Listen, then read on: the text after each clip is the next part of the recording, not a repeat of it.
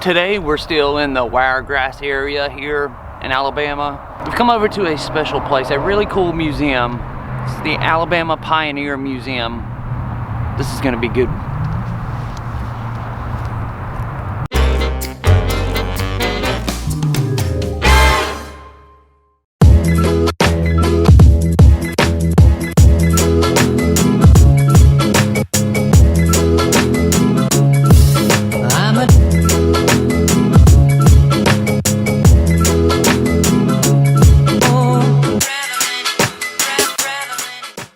Although I have been here to this location before, I've not filmed the entire property, and that's what we're gonna do today. I've been inside of this area, but I haven't done a lot of the buildings outside.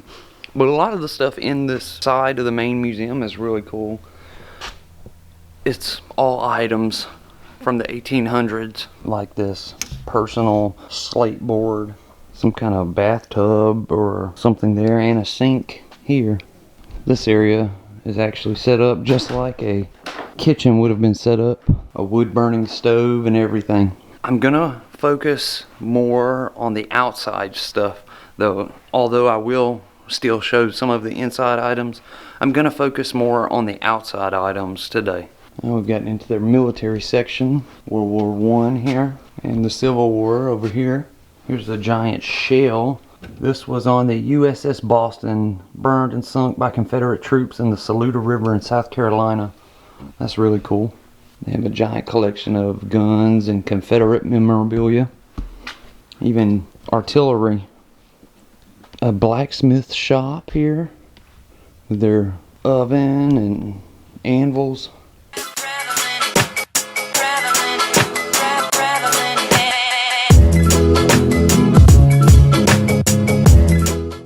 This was the most memorable part to me from all the times that I've been here. All of the wagons and buggies that they have here. Like this. Here in the back, this is a horse-drawn hearse. But check out this coffin that they've now placed here.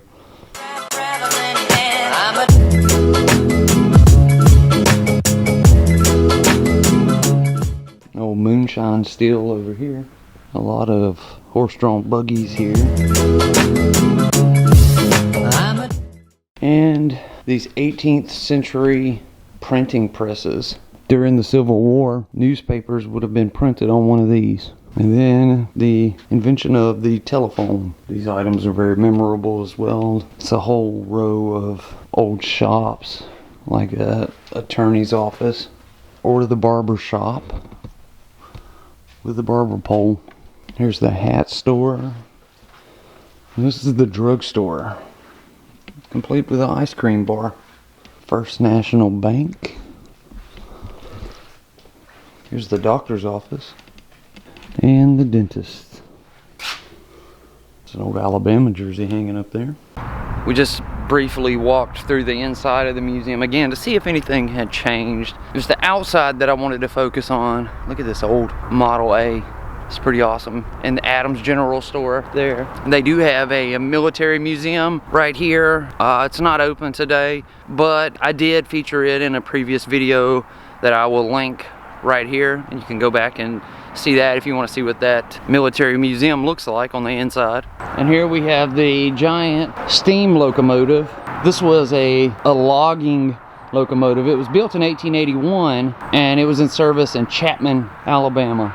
Look at this old marking here on the side of it.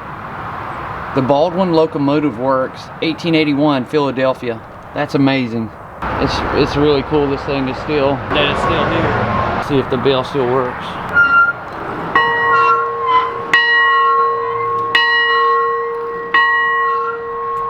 Yep, the bell still works.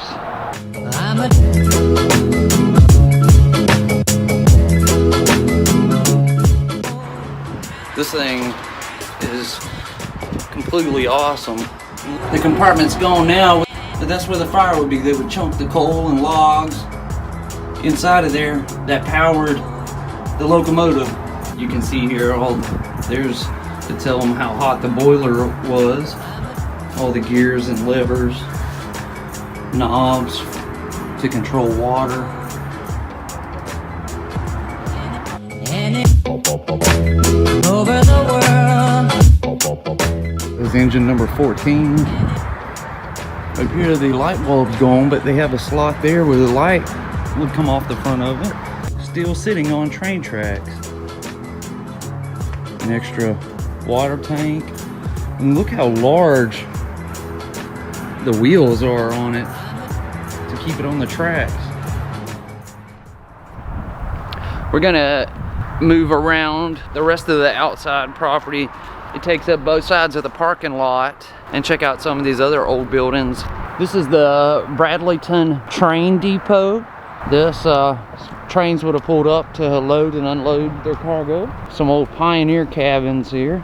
They do have an amphitheater area over here so that they can do reenactments or hold shows or events, that type thing. As we get ready to head across the street, here's a good look at the general store here with these old gas pumps. The old signs there on the wall, a Gulf and a Texaco, and this old pickup. I don't know what year this is, but you have to crank the knob to start the engine. This thing is awesome. You see they've got a battery, so they've kind of converted it over to a newer model. Now we're inside of the general store. Look at this. We have an old post office here. Can we make some popcorn? Yes, this is a popcorn maker. I wonder if it works. Now we're gonna head over to this side. This side of the parking lot is full of old buildings, cabins, schoolhouses, all that type of stuff. And I have never been over here to this side. So this is gonna be really cool to see for the first time. This tree right here has a fascinating story to tell. Seeds from which this tree grew journeyed to the moon and back on Apollo 14 with astronauts Rusa, Shepard, and Mitchell. Very cool. The seed from this tree went to the moon. This is a log cabin here. Here's their dinner table. Here is their bedroom.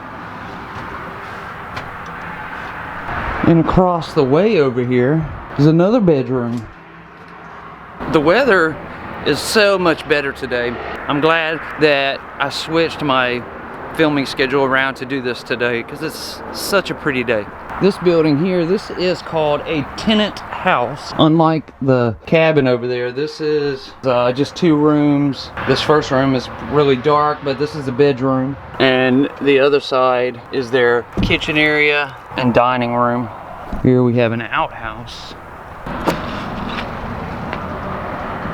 Over here they have an old smokehouse. Here's an old chicken house and a corn crib right there. The smokehouse is open over here though.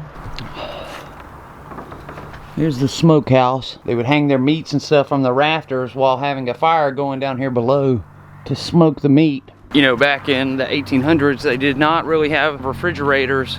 So the only way to make the meat last, if they killed a deer or a pig or whatever, a cow, the only way to make it last was to smoke it. Back here on the back of the property, just out of the way, they have some heavy-duty machinery. This is a debarker. After cutting down a tree, they would slide it through here, and all these roller pads would tear all the bark off the tree. And this was a twin steam engine. This would have been a prisoner cart.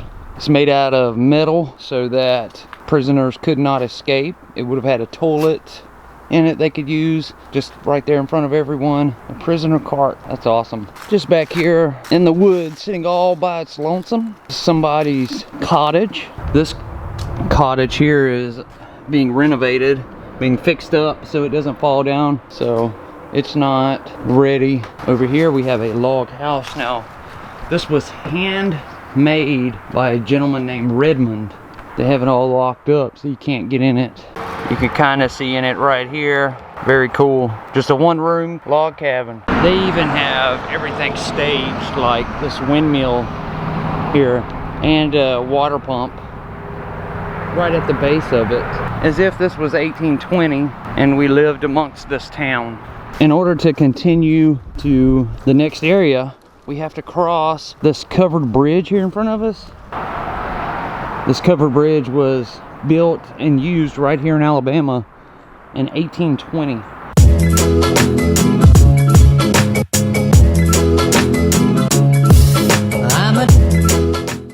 We have to cross it to get to the last building over here on display. The old church house.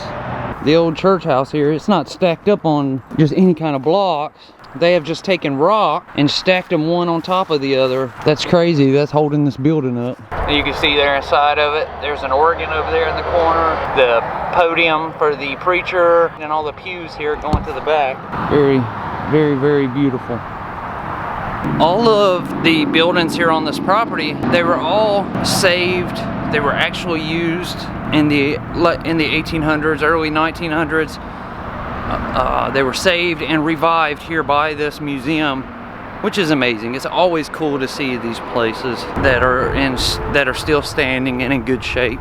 Here we've come to another log cabin, and last but not least, an 1800s schoolhouse. See the chalkboard there on the wall, and the teacher's desk here in front of us.